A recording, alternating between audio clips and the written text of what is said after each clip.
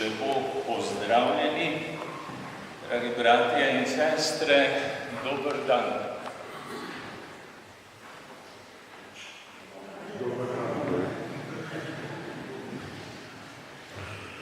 Tudi ta dober dan sodi v sklop naše spominske slovesnosti. Dobre želje in vse, kar je povezano z njimi, je še kako dobrodošlo v človekovem življenju, vedno sleherni trenutek. Ne pozabimo na to. Naj se v začetku tudi zahvalim za povabilo, da lahko mašujem danes ob tej spominski slovesnosti v Rovtah. Čeprav se mi zdi, da sem v to dogajanje padel tako, kot rečemo, kot Pilatov vero. Ampak Božja previdnost. Sicer bi vam rad govoril brez listov, ker se mi zdi to bolj osebno, ampak glede na to, da so stvari takšne in tako postavljene, kot so, se mi zdi, da te čustva potem včasih malo premagajo in je dobro, če imamo to napisano, kar bi radi povedali. Čeprav škof Jeglič v svojem dnevniku omenja to branje pridig pri maši kot laško navado. Zgleda, da se je ta zadeva nekako prikradla tudi v naše kraje zahoda. Danes je nedelja, Gospodov dan, 21. nedelja med letom po liturgičnem poimenovanju. Prvi dan v tednu, začetek nečesa novega. Hvala Bogu, z vsako nedeljo doživljamo začetek novega. Ti začetki ne temeljijo zgolj na štetju in poimenovanju dni, ampak na globoki in temeljni resnici Gospodovega vstajenja. Ta resnica je osnova vsega, kar v svojem življenju kot kristjani gradimo. Iz nje izhajamo in vanjo se vračamo. Tako v vsakem začetku vidimo novo možnost, kako uresničiti svoje življenje in kako sami sebe uresničujemo v njem. To uresničevanje pa temelji na resnici. Gospodovo vstajenje je resničen dogodek z nepredvidljivimi posledicami. Če bi to ne veljalo, potem zgodovine cerkve in njenega pojavljanja v 2000 letih po Kristusu, ali kakor veliko krat slišimo našega štetja, enostavno ne bi bilo, oziroma ne bi bilo več. Tudi izraza, da cerkev misli v stoletjih, ta izraz je last nadškofa Šuštarja, ne bi mogli mnogostransko razumeti. To je tisti nadškof in metropolit, ki so mu ob blagoslavljanju lipe na Trgu Republike vzeli glas in prisotnost cerkve zavili v molk. Je bila njegova pojava tako moteča za temeljni trenutek mlade države? Besede blagoslova kličejo prisotnost Božjega po navzočnosti cerkve, ki je skrivnostno telo ustalega in znamenje njegovega delovanja v svetu. Cerkev, mi, je v svetu delujoči Gospod. Odtod pomenljivost našega obstajanja in zavedanja, znamenja, ki se mu bo nasprotovalo. Vse, kar je povezano s tem, je posledično dokaz, da živimo kot pričevalci resnice, pisano z veliko. Zbrani smo v Rovtah, v župnijski cerkvi, posvečeni svetemu Mihaelu nad Angelu. Obhajamo svete skrivnosti, ob katerih bi radi utrjevali svoj spomin in spominjanje. To je zopet tisto dejanje cerkve, ki združuje v sebi 3 komponente časa. Preteklost, sedanjost, prihodnost. Vse te smeri človeškega in njegove zgodovine se srečujejo v tem skrivnostnem dogajanju. Naše srečevanje z Gospodom in med seboj ni zgolj zunanji dej spomina, ampak sega v samo srž dogodkov, ki jih vključujemo v svojo današnjo prisotnost na tem čudovitem delu naše lepe domovine. Prikličemo v zavest tudi besede Svetega pisma: spominjaj se, o Izrael. 25 let postavitve farnih plošč, izraz prehaja že od tehničnega, ker takoj vemo, kaj se skriva za njim. To so nagrobne plošče z napisanimi imeni vseh, ki so morali biti zamolčani. O njih se ni smelo javno govoriti vse do padca komunizma in osamosvojitve. Javno ne, je pa bila beseda o njih navzoča med nami, v naših srcih, naših pogovorih, našem spominu. O vsem tem nam pa niso mogli zapovedovati, da naj ne obstaja.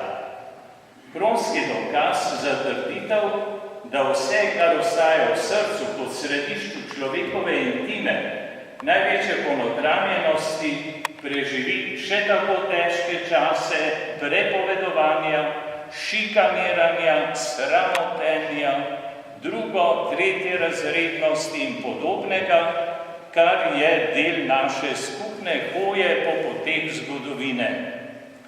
Srcu ni moč ukazovati, srce samo ve, kaj obdrži in kaj izvrže.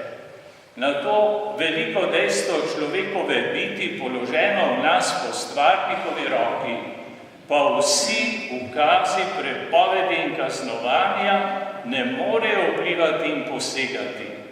Župnija Rovte je bila ena prvih, ki se je odločila ponovno sprejeti svoje zamolčane rojake, jih sprejeti v svojo sredo in povedati, da so del zgodovine in dogajanja tukaj in da bodo to tudi ostali, da so živi del narodovega telesa.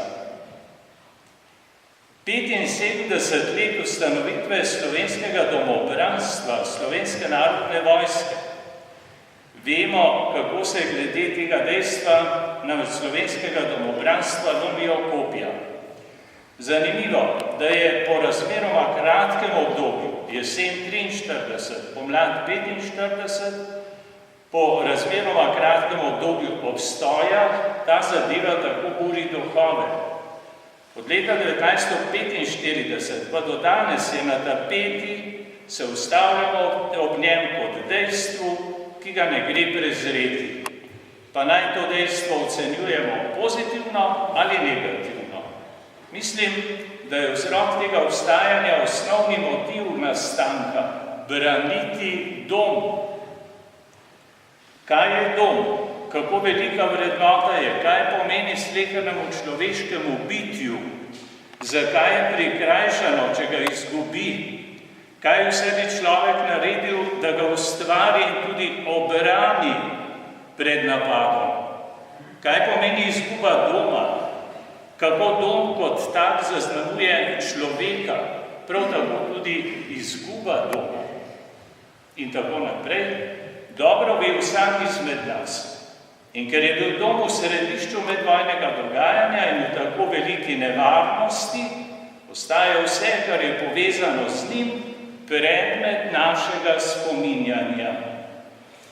Gorje človeku, ki dom izgubi, ki mu ga uničijo, zravnajo zemljo, človek ostaja brez svetišča, v katerem bi polnil svoje življenje in se pripravljal na samostojno pot kot posameznik in narod. Od tod taka navezanost nam, taka skrb zanj in tako velika pripravljenost braniti ga, se zanj boriti tako, da zastaviš zanj svoje življenje. Če nekaj braniš, pomeni, da je to ogroženo. S tem si ogrožen tudi ti. In kako odreagiramo v takih priložnostih življenja? Branimo se. Jaz se bom branil. So besede, ki so bile izrečene nedaleč od tod, iz ust mladega človeka, ko je stal ob mrtvaškem odru svojih umorjenih staršev. Jaz se bom branil. Ta stavek ni stavek kar tako, ampak pove veliko več. Kar je napadeno, obsojeno na izginotnje, je pa hkrati pomembna dobrina in vrednota, zahteva odgovor. Ne zgolj teoretičnega razpravljanja, ampak v smislu obraniti tisto, brez česar človekovo življenje ni več življenje. Je kvečemu propadanje, umiranje na obroke. Dom sodi k dediščini, ki smo jo prejeli od dedov, pomeni sveto dediščino, ki je povezana z ohranitvijo in posredovanjem naslednjim rodovom. Stvari niso zgolj enoznačne. Kaj vse je povezano z besedo, s pojmom dom? Vse tisto, kar nas drži po konci in nosi v sebi garancijo, zagotovilo, da je smer in pot življenja varna, trdna in vodi k cilju.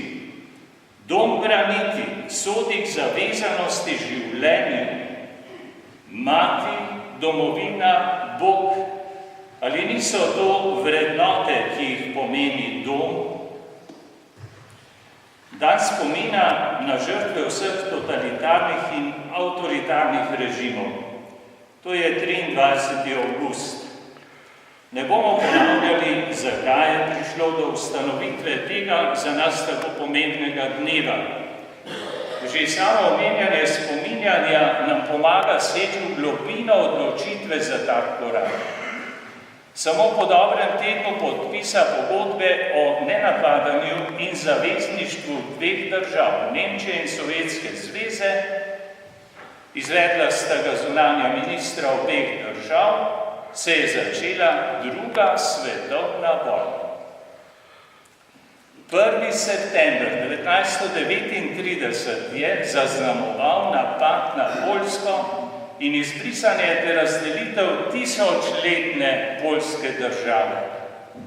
Kaj je to pomenilo ne zgolj za Poljsko, temveč za vso Evropo in svet, odkrivajo vedno nova raziskovanja in poglabljanje v to eno najtežjih obdobij za Evropo in za svet.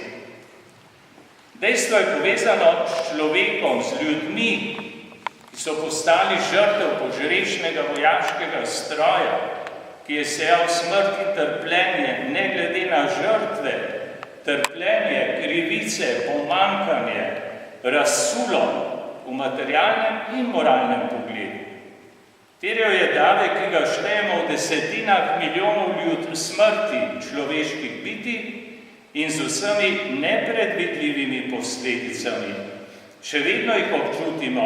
Vse to dogajanje ostaja stalnica tudi našega življenja in pomeni nekakšen primež, ki nas vedno znova zasleduje. Vsekakor nas ne pusti vsebina tega dneva kot taka neprizadetih, ampak nas nagovarja še posebej svojo človeško noto in poudarkom. Zakaj se spominjamo? Ker hočemo ostati ljudje. Brez spomina in dejstva spominjanja umira človek v nas. Je kaj hujšega od take ugotovitve?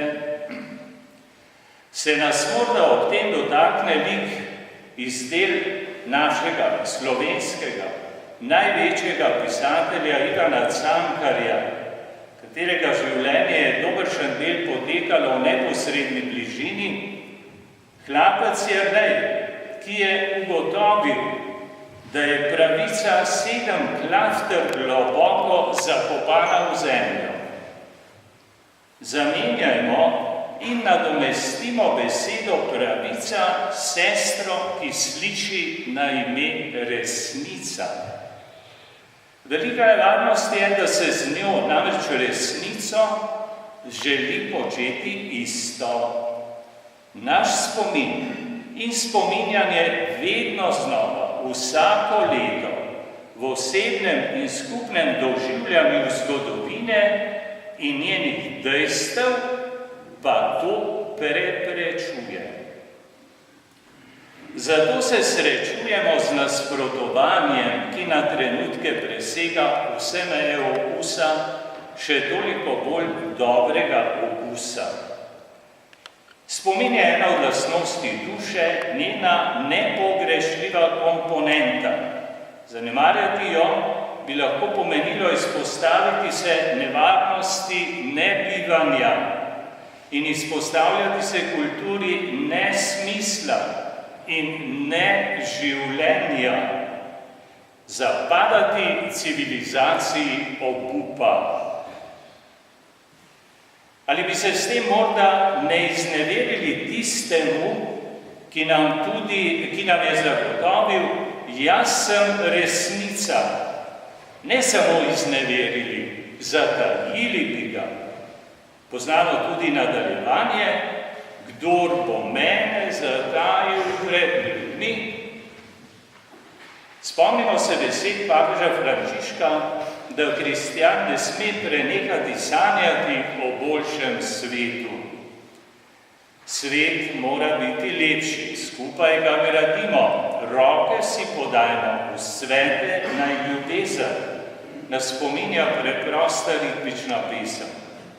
Sanjati ne v smislu nedela in neprizadevanja, sanjati v svetopisanskem pomenu. Kdor sanja v tem pomenu, se zavezuje k trdemu delu, uresničiti vizijo boljšega sveta, delati za bolj pošteno družbo, živeti bolj iskrene odnose, čutiti sočlovekom, raje recimo bližnjim, kar je bolj povedno in namenjeno srcu, ne samo razumu. Gojiti empatijo, reči laži ne, zlesti iz naslonjača skrbi za zgolj lastno ugodje, sebe raztelovati v vseh smerih in pomenih te besede, poiskati človeka v sebi, ki dremlje v nezadovoljstvu in naveličanosti in tako naprej. Vse to pa nam omogoča dejstvo spomina in spominjanja. Ne nasedajmo ničemu, kar bi nas odvračalo od tega konstitutivnega deja človekove osebnosti, torej naše osebnosti. Spomin nam bo pomagal trdno stati v času in prostoru, ki nam ga je podarila in ga predvidela Božja previdnost. Tudi to, da smo danes tu, je korak v uresničitvi sanj o boljšem svetu. Saj smo kristjani, mar ne? Dovolite mi, da sem nekoliko oseben. Spominjam se svojih sošolcev, bogoslovcev, ki so izgubili očete v letu 1945 ali pa že prej med vojno. Premalo smo se zavedali bolečine, ki jih je spremljala. Eden teh je tudi vaš rojak, župnik in dekan, gospod Anton Trpin. Z njim je povezan moj prvi prihod v Rovte ob novi manjši pokojnega Lojzeta Kavčiča. Se še spominjate? Pa njega tudi. Lepo. Ko smo se srečevali, smo živeli vsak svojo zgodovino.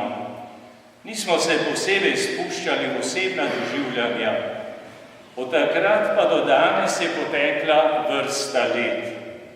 Spomin sega zelo globoko in daleč. tudi do njihove bolečine in nikoli izrečene tožbe o njej. Danes se z vso rahločutnostjo in spoštljivostjo sklanjam k njej.